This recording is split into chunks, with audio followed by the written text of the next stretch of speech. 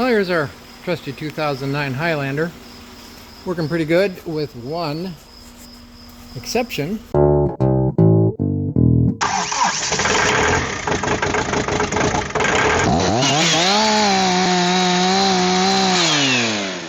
Which is the rear heat and cool.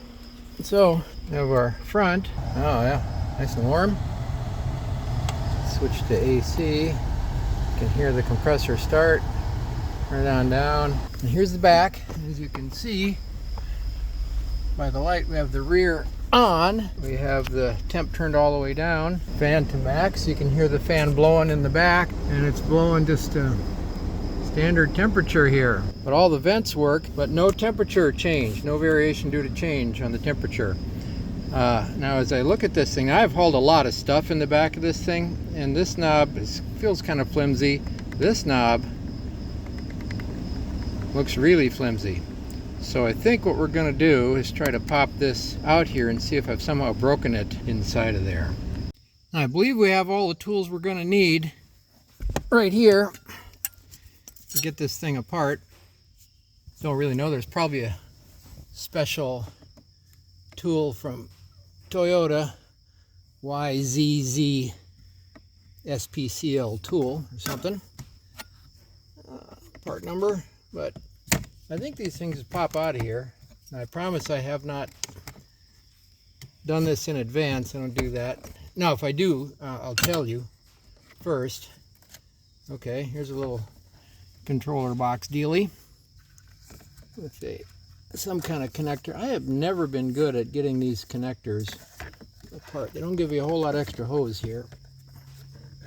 Probably some kind of special locky clip thing that you take out some magical how. Don't really want to like it dangling by the wires like that. There we go. Amazing.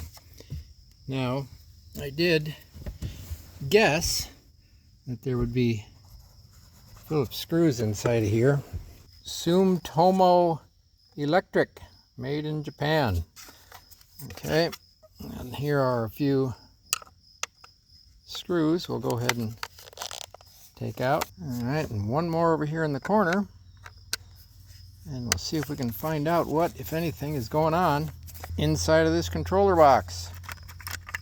Ooh, okay, well, that's a big hunk of complicated plastic there. Okay, and here's oh, look at that loose knobber-do. Guessing that I've probably broken it off of its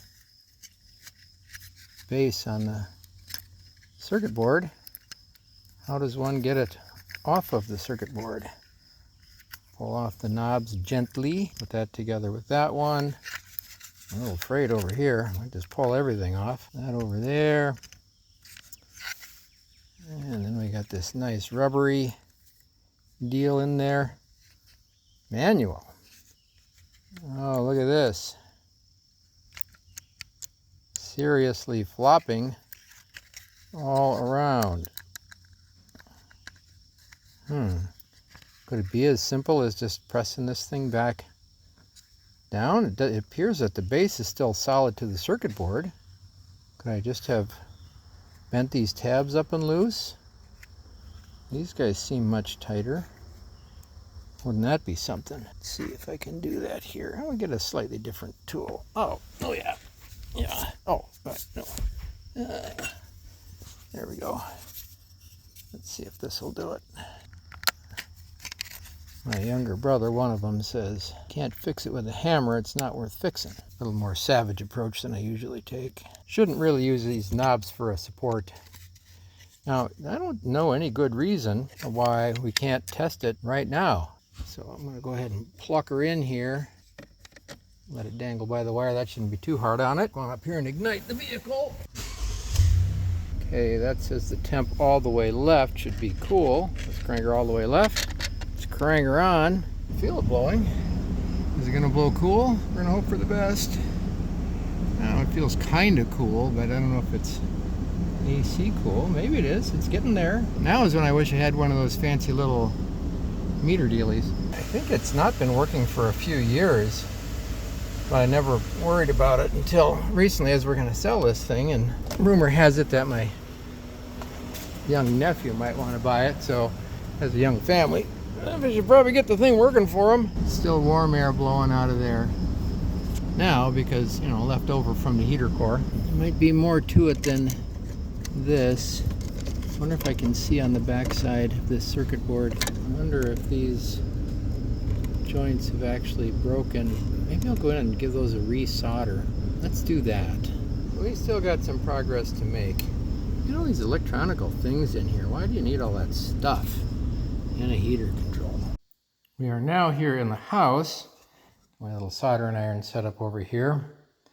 Warming up. A little damp rag. Any damp rag will do for cleaning the tip. Got some stronger glasses. I want to look. Let's see, here's a tab that's not folded down, but I think I just want to pop this thing up and off of here and see, does this piece actually come out? Is it a switch? I think it, because these tabs feel soft enough they can withstand another fold or two. It does appear that is just a switch inside there. Got some nice little contacts. I wonder if it would be wise to spray some contact cleaner on it. Don't really know if I dare to do that. I'm just going to kind of wipe it off a little bit, which also might not be the best of all possible plans. It looks like it is a variable resistor. Rheostat, potentially. Potentiometer. Let's put it back together here, if we can do that. Correct orientation, like so. And fold our little tabs down.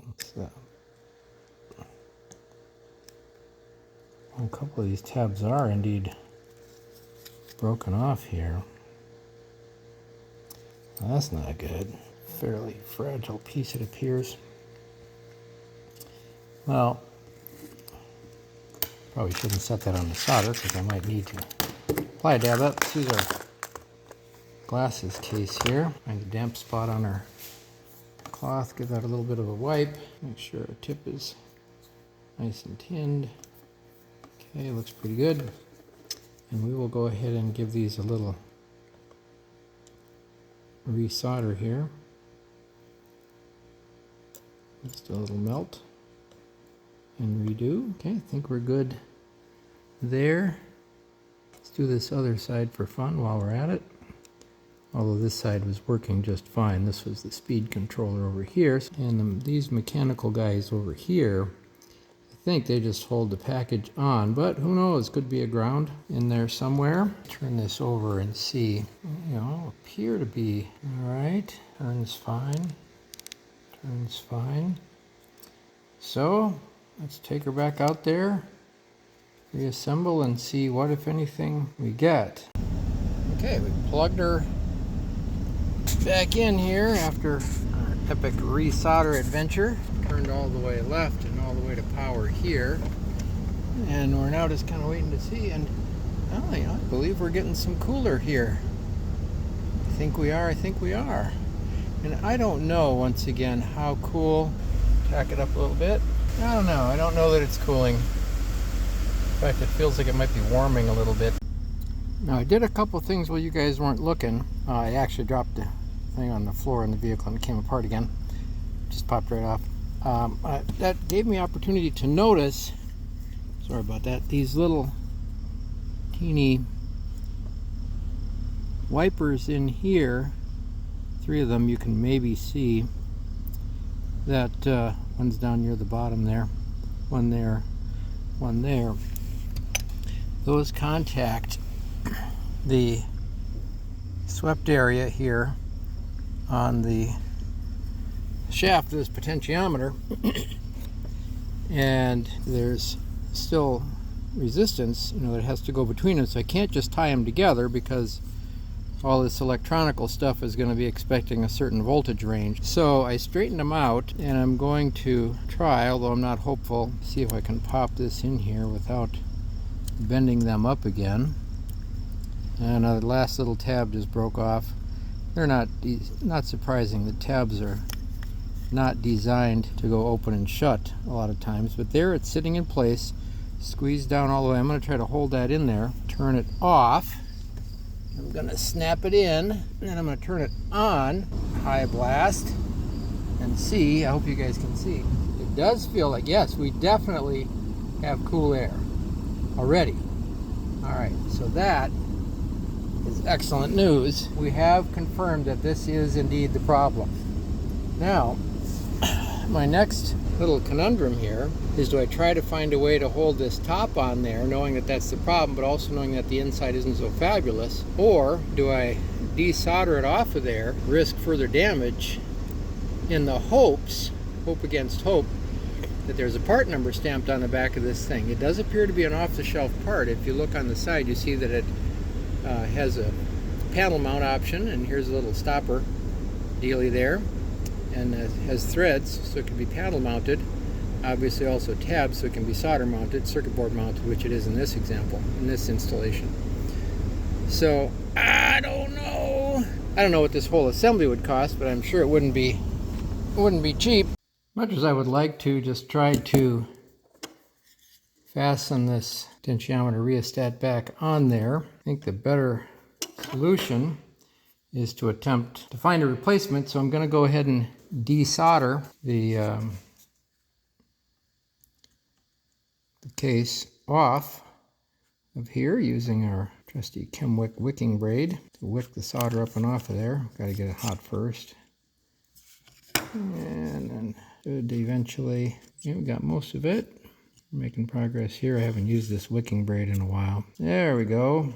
If you guys can see that sucking right on up. That's why it's called a wicking braid. It wicks the solder out so that you can remove whatever component you're working on. My hope here is that there's a part number on the back of this thing, as I mentioned, called EGT Electronics or some other supplier, and order one up, install it, and have a nice day, since we have determined that this is the problem. And that would just be grand.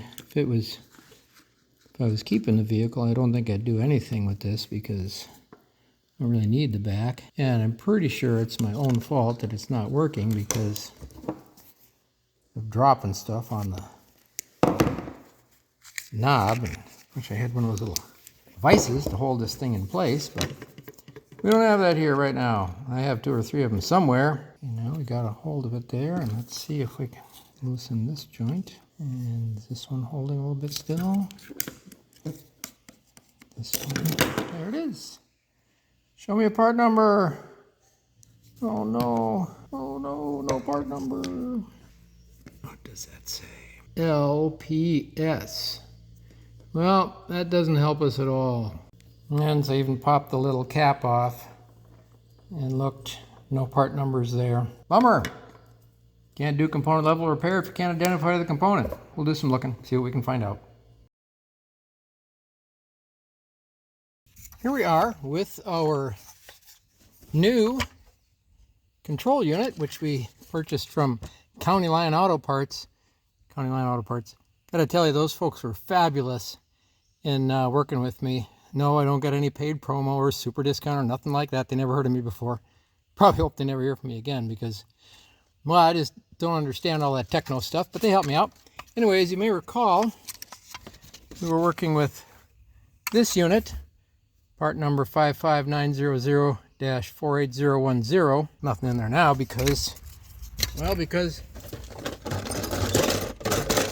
took the whole thing apart. We were working on a component level repair, but couldn't come up with the part number for that component right there.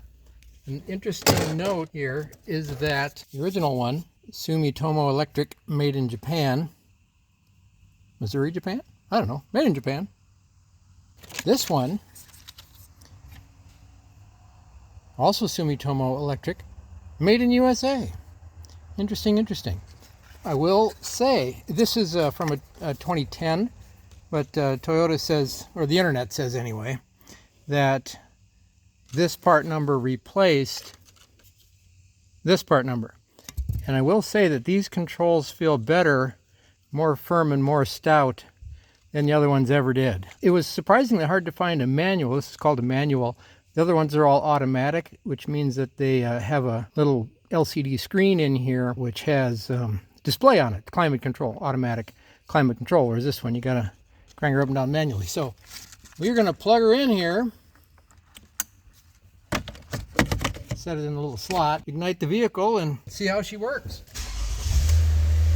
And hopefully we're gonna be good to go here. So I'm a little bit nervous, a little scared about the whole thing. We'll crank her all the way down to cold.